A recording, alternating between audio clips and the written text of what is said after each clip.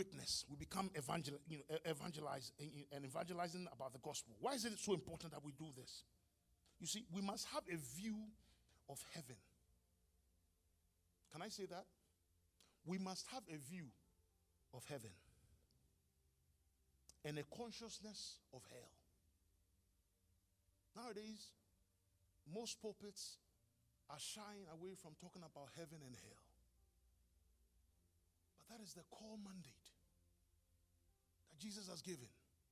We must be willing to have a view of heaven and a consciousness of what? Hell. Beloved, there is a hell and there is a heaven. There is a hell and there is a heaven. And souls that do not receive this gospel will perish.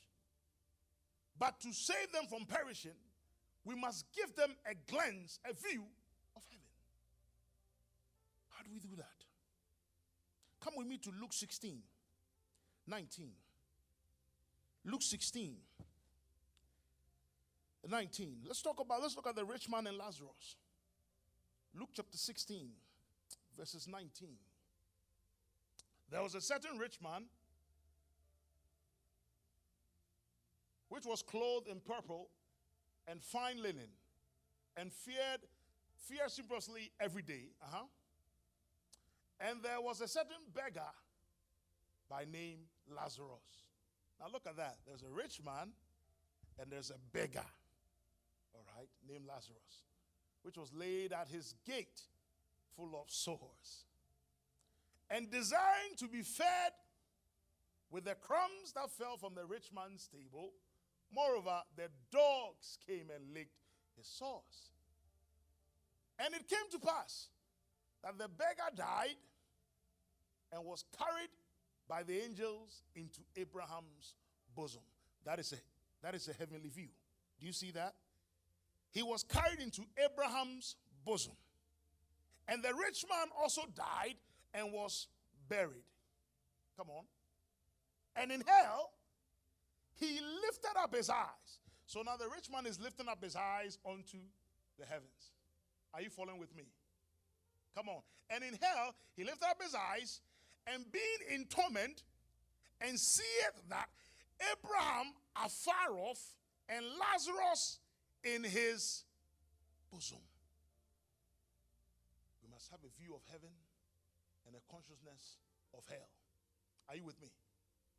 And he cried and said, Father Abraham, have mercy on me, and send Lazarus, that he may dip the tip of his finger in water and cool my tongue, for I am tormented in this flame. But Abraham said, Son, remember that thou in thy lifetime received thy good things, and likewise Lazarus evil things. But now he is comforted. Beloved, when we get to heaven, we will be comforted. And thou art tormented. And besides all this, between us and you, there is a great gulf fixed, that they which would pass from hence you cannot, and neither can they pass to us that would come from thence. He's talking about the fact that in heaven and hell, there is a divide. There is a divide. So whilst it is today, whilst we have breath, we must talk to somebody about Christ. We must let somebody know that there is a heaven and there is a hell. And there is a great divide. You must choose which path you want to belong to. One brings comfort, one brings torment. Is it popular? No, but it is what we must talk about. There is a heaven and there is a hell. One brings torment, one brings relief. Then he said, I pray thee, Father, that thou wouldest send him to my father's house. This is what I call an effective fervent prayer. For I have 5 brothers, that he may testify to, The rich man is saying that, Abraham, send Lazarus to my home. Let him go and testify to my brothers, lest they come into this place. What place is he talking about? What place is he talking about? Hell. Come on. Abraham said unto him, they have Moses and they have the prophets. Let them hear them. Abraham is saying they have Charles, they have Elder Brown, they have Bishop, they have Auntie Christie, they have Mama Margaret, they have Barbara, they have Ruth, they have Kojo, they have Benedicta, they have Shalom. Let them listen to them. Are you getting it?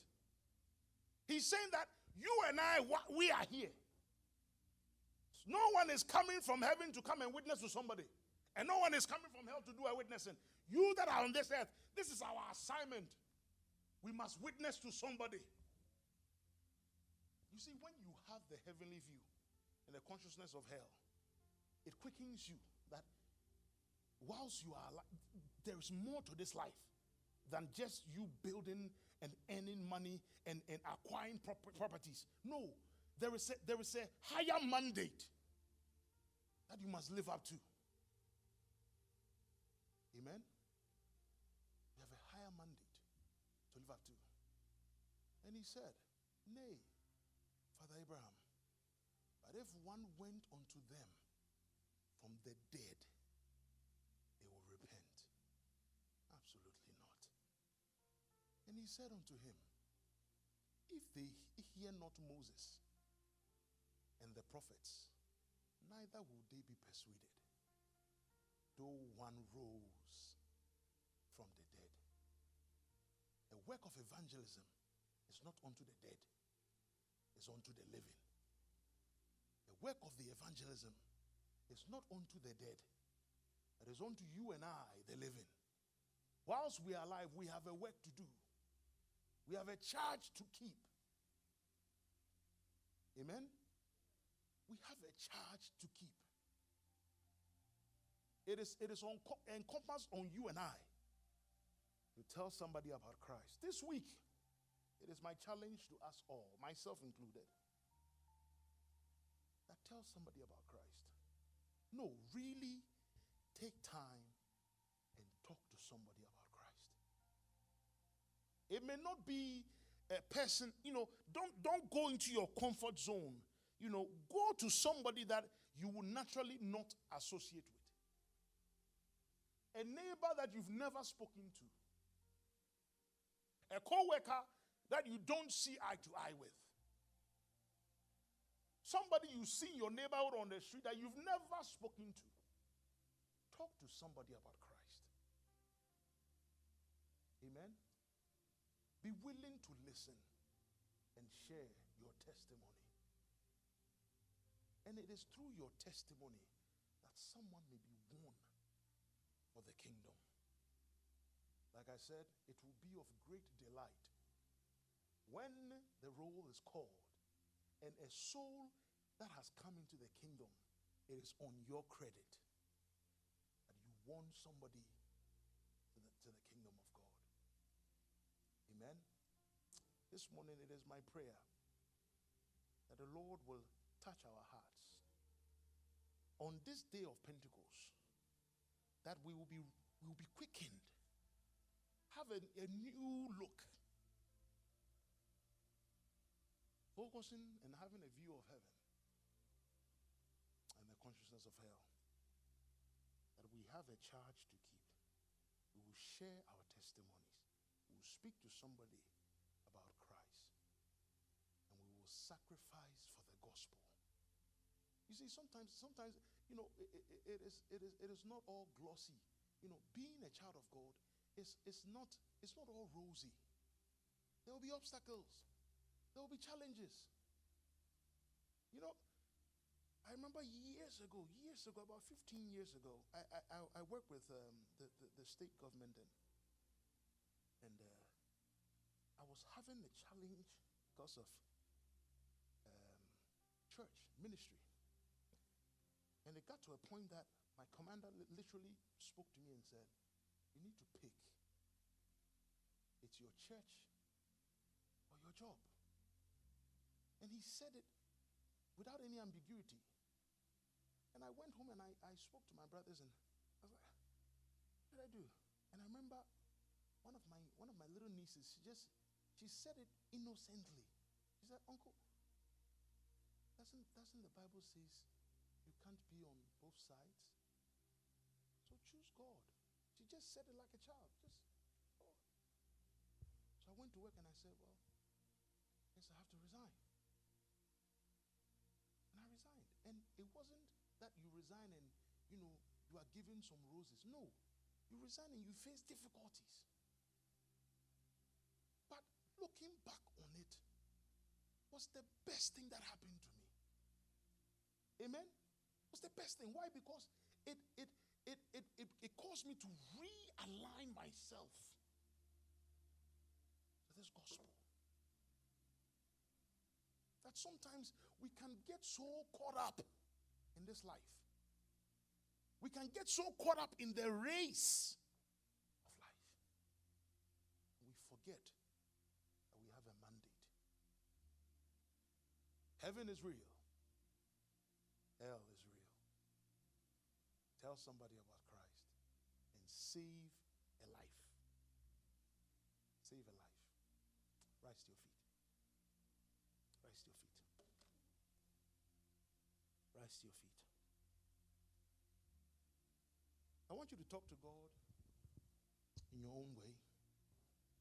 Come on, just talk to God and just tell him, Lord, with this new revelation, Father, I just want to be on fire for you.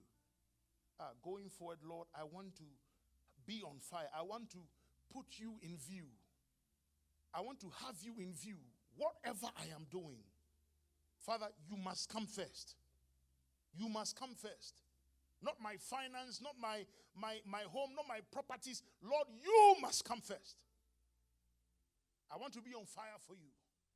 I want to talk to someone. I want to be able to win someone for you.